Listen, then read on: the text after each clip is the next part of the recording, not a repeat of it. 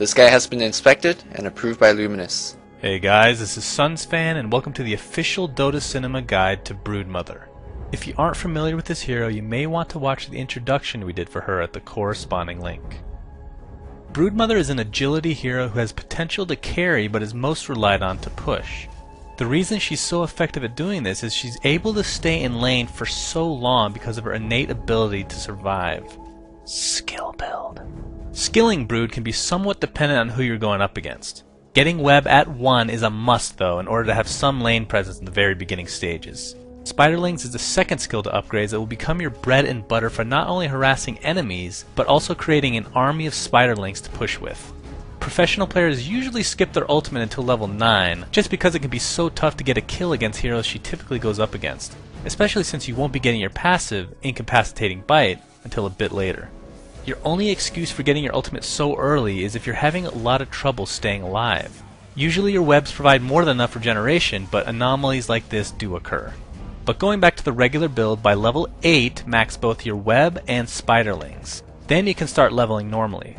By normally I mean getting insatiable hunger at 9, 11, and 16, while being sure to skill your passive every other opportunity. Item build.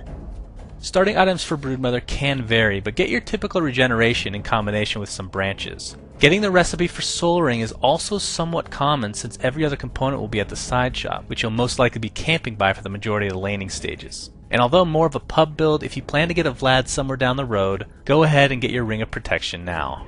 In the early stages, like I stated, getting your Soul Ring will be crucial. Using this will allow you to absolutely spam your webs and spiderlings, as there's almost no drawback to using it since you'll be regaining your life so quickly in your web. If you're going the Vlad's build, then do finish your Ring of Basilius at first opportunity as well. Boots for Broodmother are actually pretty simple, being power treads. They provide good stats for her as well as some attack speed which will benefit her throughout the game. Normally I would say a pushing hero could really benefit from Boots of Travel if farming well. But because it takes Brood so much time to set up a nice array of webs, going from one lane to another isn't exactly her strong suit. Into the mid game, BKB needs to be your first priority. It provides good stats and will allow you to actually right-click people. In pubs, you can go Vlad's if you wish, but typically it's frowned upon and almost never gotten on the professional scene because she really doesn't need lifesteal at all. It's generally considered a waste of gold as it only delays other core items. An item that pros do get almost every game though is an Orchid of Malevolence. This will provide enough mana regeneration for you to spam all your spells to your heart's content. And also having this item will force a second person to help defend against you, since this item in conjunction with your ultimate will net you an easy 1 vs 1 kill. Manta Style is also a good item to get, or at least a Yasha, because the move speed given will be very helpful to a hero who relies so much on right clicks. For example, at this stage of the game, opponents will usually have at least one Force Staff, which will make your kills so much harder to come by. Into late game, a Butterfly or MKB would be great choices. Butterfly not only gives great stats for any agility hero, but will also provide good survivability against other carries. The MKB is if you just need to hit really freaking hard. The mini stun could also come into play for heroes that try to TP away from you as well. And lastly, although it's situational, a Blink Dagger should never be taken off the table as it'll provide you the ability to chase after heroes as well as initiate from time to time. Gameplay. Broodmother is usually used as a solo side lane hero. At the beginning of the game, make sure to leave your base and place 2 webs in your lane as soon as possible. This allows you to regen some mana in time for the creep wave's arrival.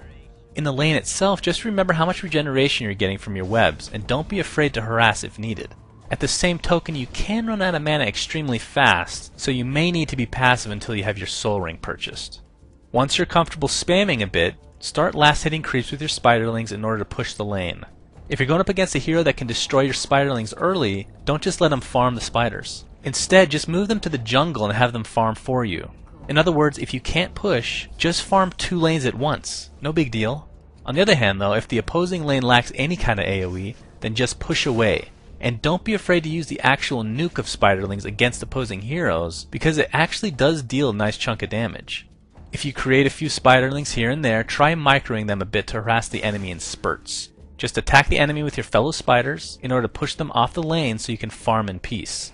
And once you get an Orchid, start spamming your spiderlings every single time it's off cooldown, because you're going to have more mana regeneration than you know what to do with. As far as your webs, just place them all over the area that you're camping, because let's not kid ourselves. You aren't going to leave that lane for about 30 minutes anyway. The enemy team is going to try and gank you repeatedly, so get in the habit of checking their inventory for dust or sentries. But generally speaking, when you pick Broodmother, the name of the game is going to be split pushing. If you can force a couple heroes into your lane, then your teammates need to push the other side of the map. If there's only one hero in your lane, then just rape them and push. Once more defenders come, just fall back into the jungle and farm. Whatever lane you're inhabiting should be riddled with webs at this point, so finding you isn't always the easiest task for the enemy.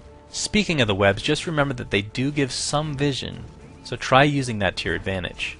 If you get caught in a team fight, feel comfortable knowing that you have your BKB done and that you have a built-in Satanic. Pop them both and you're unkillable for a decent amount of time.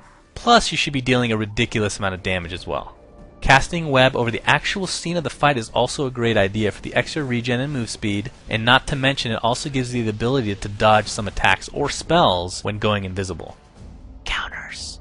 Let's see, what counters a hero that goes invisible? In the item department we have Dust, Sentries, a Gem, and level 3 Necronomicon. In the hero department there are a few that have that capability as well, two of which are Bounty Hunter and Slardar. But aside from what you should already know, the biggest counter to Broodmother would be those that are able to stop her from pushing in a quick manner. In other words, AoE skills that destroy her beloved Spiderlings. A couple examples of this would be Tidehunter's Anchor Smash and Shadow Shaman's Aether Shock. Two heroes that do deserve a special mention against Broodmother would be Earthshaker, who's a big fan of mass minions, and Sand King, whose multitude of spells will absolutely crap all over Broodmother. So unless you're into that kind of thing, try and stay away from them. Finally, believe it or not, Mjolnir becomes more viable when playing against Broodmother, as it will provide your range carry the ability to push her back. Thanks for watching, guys, and please remember to subscribe to our YouTube. Also, a special shout out goes to Flawless and Luminous for their help in writing this guide.